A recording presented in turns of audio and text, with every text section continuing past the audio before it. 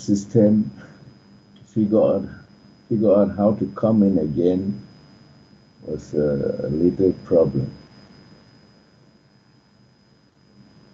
Let me say something here real fast, Charles, that you brought that up. Thank you. Yes, Ava even did a new update. I haven't done it yet on the Skype and other things, and it got worse. You'll notice over the years how they've brought us into, we'll just use the computer age as an example, and how these things, oh my gosh, it's changed everything. It's so cool. We got cell phones, everything. But now, see, what they're doing is the update. See, it's all working fine. Okay, it's all working fine. Now, all of a sudden, we need, for years and years and years, going on for decades, we need updates. Okay, and yes, I can understand that. But these updates are mainly more spyware, more configuration that's more complex, okay, and that all of a sudden now people are having problems with their computers. After Windows 7 and XP and all that, I had XP and Windows 7. Those work great. So did Ava. Now we come into 8 was really bad for a lot of people. They didn't want it, so they did 8.1 or something. I don't keep up on this stuff. I'm just kind of guessing here, kids. Probably a lot of you know better than me. Then we come into Windows 10. That becomes another Bill Gates curse, Microsoft. But we are using their Skype. But all these updates in the Skype ones and that, it's more spyware. It gets worse. See, what they're doing, this is planned confusion. And so, again, all they have to say is, oh, we're giving you the updates to make things better. See, marketing ploy. But yet it's getting worse and more confusing, keeping people confused to where they've got to, all of a sudden they become concerned or they're a little bit upset. They got to spend money to get a computer guy over there to fix this or whatever. And they take the thing into the shop because it's guaranteed. See, they got to go through now all this extra procedure, more maintenance. Everything here is more maintenance. Look at how birds live or cats live. Look at how much maintenance they have, almost zero. Look at how much maintenance with all the things that we have. Huge, heavy, continuous maintenance with the body, our lifestyle, our car, our home, our children, or the store, the shopping, everything. Nothing but maintenance and drudgery. And then to where you get so old you can hardly walk anymore because your body's frozen from, all these maintenance procedures. And this is all purposely done. So again, take a look at it. These things are supposed to be better that are delivered, and I was going to say, I'm going to back up to Charles' last question, or first one about Trump, and I didn't quite finish, and that is that look at how Trump is, okay, and I see this just like Obama before Obama, the Clintons and the Bushes, etc., and all of a sudden Obama becomes the savior. Now you got a president that's like one of the Three Stooges and doing all these crazy things. And again, bowing and kneeling to the rich and his buddies. I see it as a setup to where when the next president comes in, that and it's going to be worse. It's going to be worse, just like Obama. Everybody thought it'd be better. Well, it got worse, but not everybody saw it. It's only going to get worse. And that is that everybody will be begging for somebody else. Oh, let's get rid of Trump. Anybody but Trump. See, they will take anything now. They'll get down on their hands and knees and they'll agree to anything, but not 4 more years of Trump. You see, what a setup to get people to beg for somebody. Why would you even beg to the government for anything? Thing is, the birds don't need governments. We can become self-sufficient, but you got to be the risk taker in this world to do it while you're living here, and very few will. So they'll comply, and as you comply, then you give your agreement consciously and unconsciously to those that control you, and it will only get worse. Watch what happens. It ain't getting better, it's getting worse. And again, they're melting the poles, the North, South poles, and Iceland and all these places are all melting. They use lasers. They're melting all this stuff. They're flooding the world, causing more disturbances. This is not, I see the thing, some of the stuff on Facebook. Oh, the president advisors are telling them that there is really a climate situation here. Well, yeah, they're causing it. They're doing it on purpose, and then they confuse people with the ideas that they create, thinking that, oh, we're looking at this, and is there really a climate situation or whatever, or there isn't, or it's fossil fuels, or it's the cows out there farting. There's too many cows farting. I've seen that one too, and old people fart too. So again, you got old people and cows farting, and so this is what's causing the ice caps to melt. And so again, these are the stories, like the Zeus lizard god going around, and people are buying these things because it's easy. It's like, oh, that's it. Okay, so it's the cows. They're doing it. Let's get rid of the cows, or I'm not going to eat more cow meat. Whatever. See all these little funny ideas? This is the world we're living in. And how many people will step up and do something real? We are presenting something real. You have the real guides. You have the whole of life there. Lucky you, Go ahead, Charles. Go ahead. Not to come into the old structure of the corporation. Harold didn't announce you, but I think it was a good thing that you're a trail blazer, and maybe if you inherited the old structure, it would have been like putting new wine in old bottles, with the likelihood of resistance and other unseen tendencies from the multitude. So, but now we have a situation where people personally cast off the old order, the order of the corporation, and they embrace the new presentation personally, and then they are prepared for the fresh air without being imposed upon. So I think this way there is a fairly clean new house, with everyone stepping up at their own pace. So what do you say about this being a plus rather than an estimation and an underestimation of your position as the new man of the universes? Okay, I like that. The new man of the universes. Okay, thank you. That's cool. As you were saying this is kind of fun. There's a part of me that just brings forward these scenarios like adventure films, etc., because I like these things, and it's a lot of noise and destruction, but I guess it's necessary. So this is how they make the movies. So I would imagine something like Harold's on stage talking, and he's saying something like, well, there's this person out there that was he's a surfer, and he's out there surfing. He surfs all the time, and all of a sudden he comes to shore. It's one of Harold's little stories, and he comes to shore, puts down his board, and then starts, let's just say, writing in the sand. Okay, so maybe that's where I started first. So he starts to tell this parable story, and then kind of says, well, and started to get attention of people, and all of a sudden, people are thinking that this person knows something. I'll start off something like that, make it kind of fun.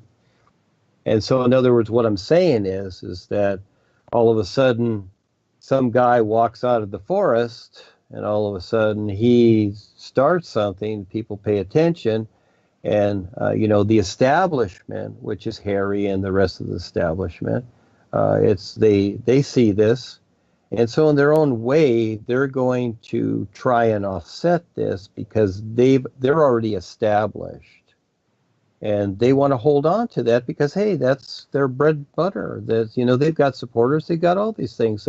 Life is good, and so and it doesn't matter if it makes sense or not what's being provided here.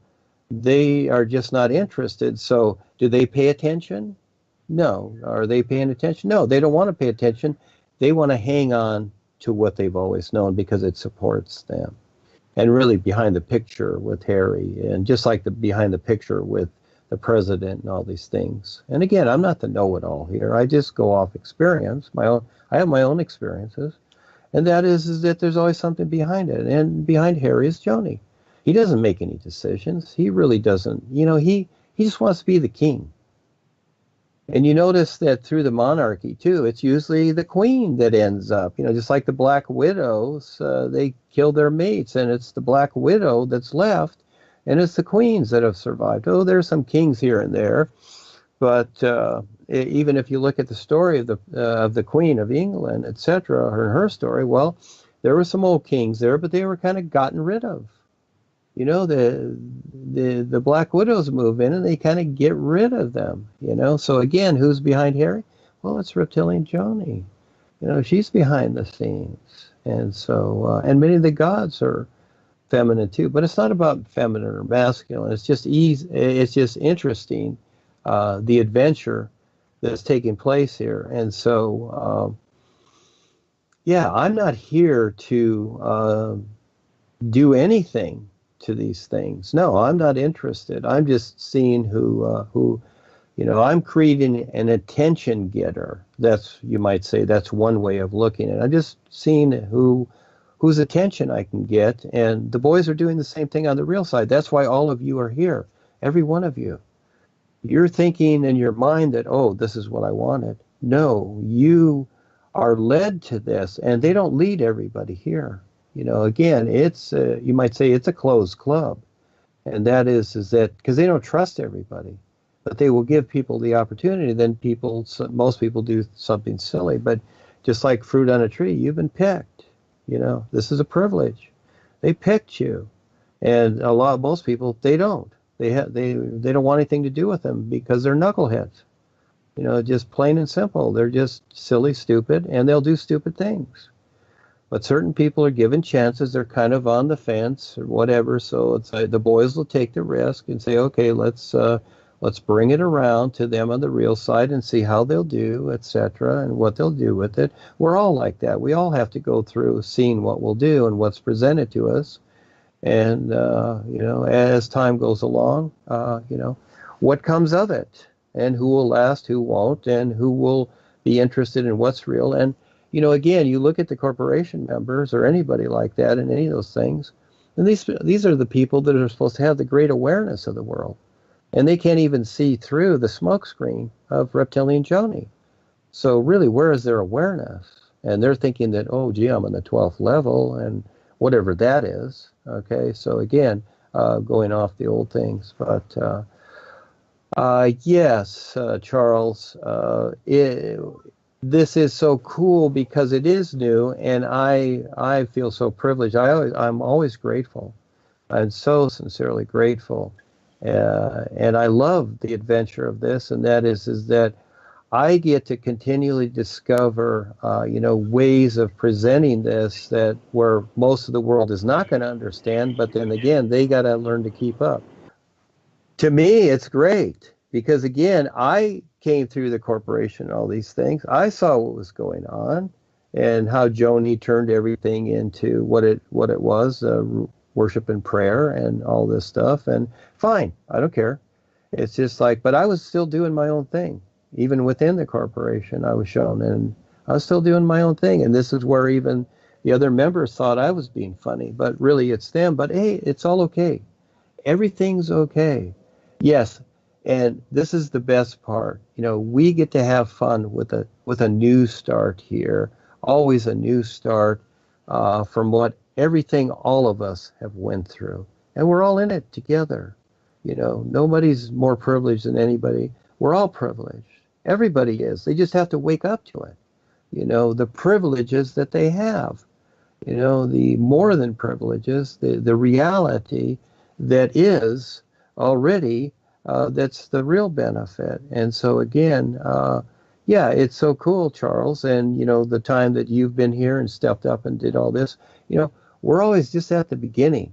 This is nothing compared to what we will be involved in because, to wake up, like the Japanese said in World War II, oh, we're going to wake up the sleeping giant.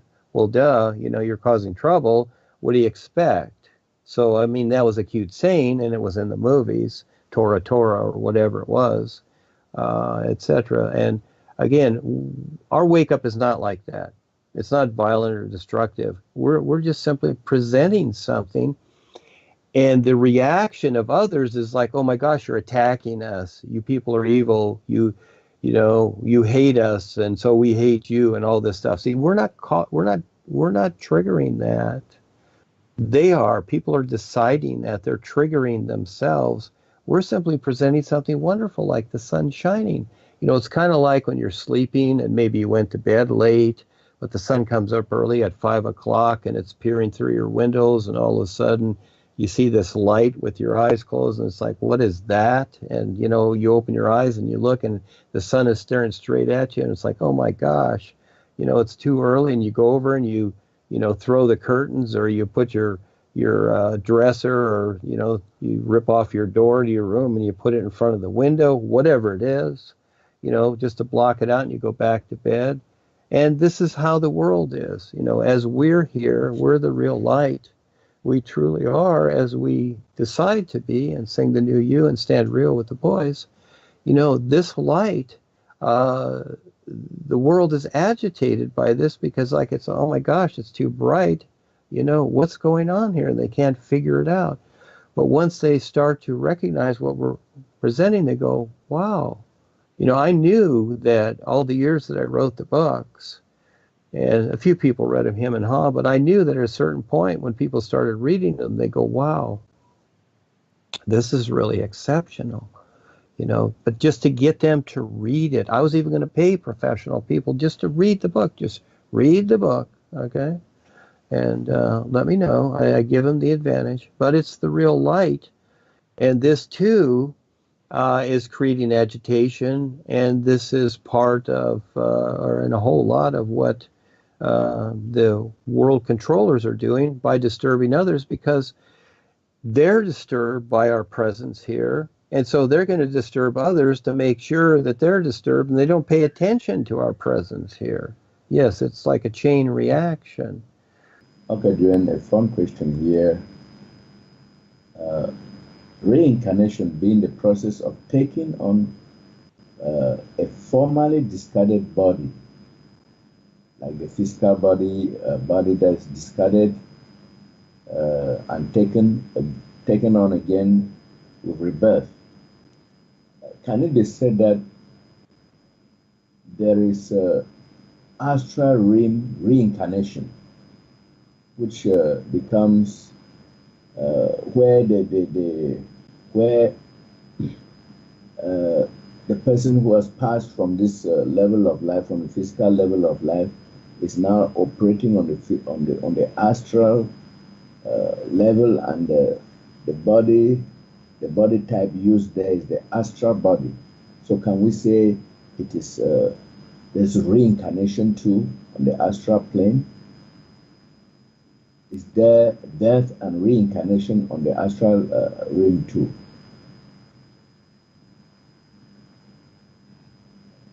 Okay, that's a fun question. Okay, is there reincarnation on the astral plane too? So let's, you know what? Seeing that you brought this up, I like this. Okay, so we're going to create new definitions here that are fun. I always look around things, not always directly, because lots of times I just don't want to look at them directly unless they make sense. But let's look at the idea of reincarnation. So the idea here is that you go from lifetime to lifetime. That's what we've been taught in the spiritual and psychic sciences or whatever. But really, what is reincarnation? Let's look at it like this. Okay, so reincarnation, when you come into a new body form, the idea is that this body is created in another person, and eventually it pops out, and there's that vehicle there that the individual comes in and out of, but eventually the crown chakra closes, and the individual is kind of trapped in the skull, is the idea. In other words, they've agreed to be part of this body, in this body world. Now let's look at when a person has an idea, because again, that's a choice. Most people don't realize that in the astral or on the real side. I just like to use the real side because it's like everything. It's whatever you see there, that's what it is for you because of your awareness. So the real side of life. uh, there was a determination, there was a decision, there was an agreement made between individuals, the man and the woman. They agreed to have a relationship and to have a child. But, for them to have that child, there had to be an agreement somewhere on the invisible side that this individual would occupy this body, you see? And it's really that person's body. These two people have just simply decided, like contractors, to manufacture the body. And so the body is an idea, is really what it is. It's a created idea. We see it as here and from the one-dimensional area, we see it as the ultimate, and it's just really a vehicle, but it's fine. It's fine for what it does. Very vulnerable, of course. It's vulnerable in every which way. It's amazing that anybody survives anything that's going on here because we're so vulnerable. But realistically, when you have an idea, just like here, a person has an idea to build a house or to build a building or to make a car, all right? That too, that's like reincarnation. But we don't say, oh, I'm reincarnating a house for this lifetime. Because how many lifetimes have you built houses? So now all of a sudden you're building or you want another house. It's like, or you're moving into an existing house, and would that be resurrection because the house is already there? It's like, oh, and as soon as you walk in, it's like, oh, this is resurrection because you know what? I have been in a house like this before, and now it's like a resurrection. You see, these words, these references are kind of funny, aren't they?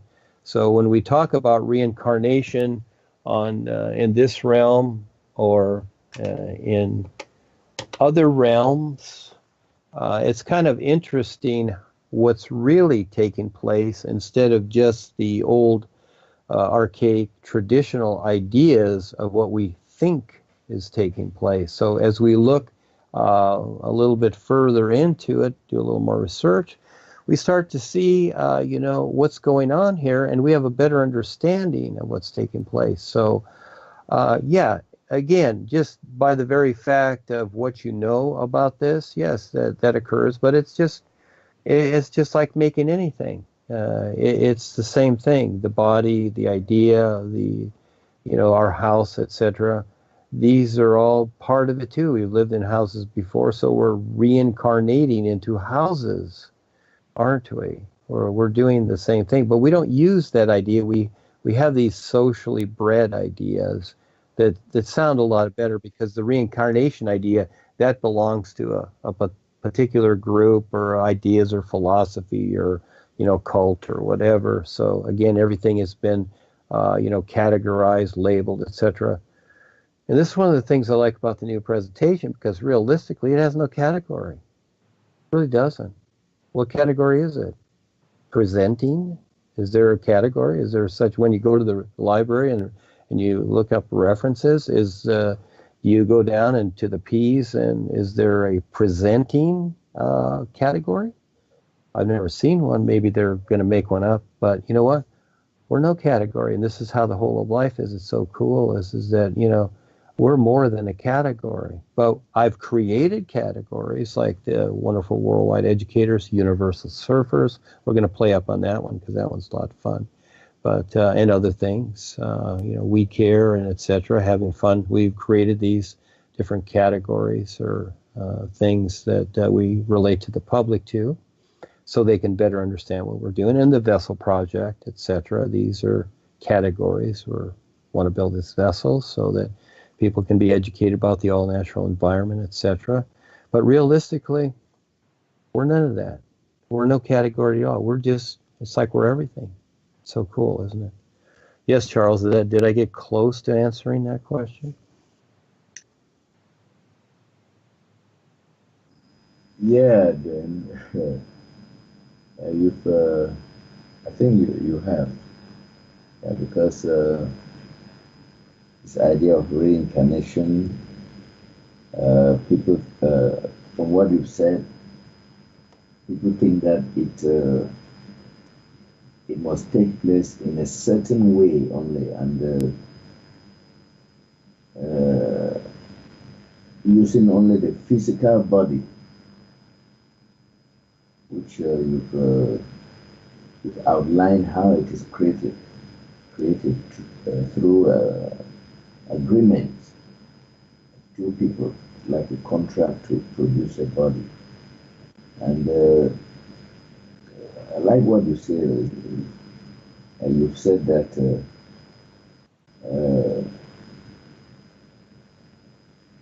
reincarnation is like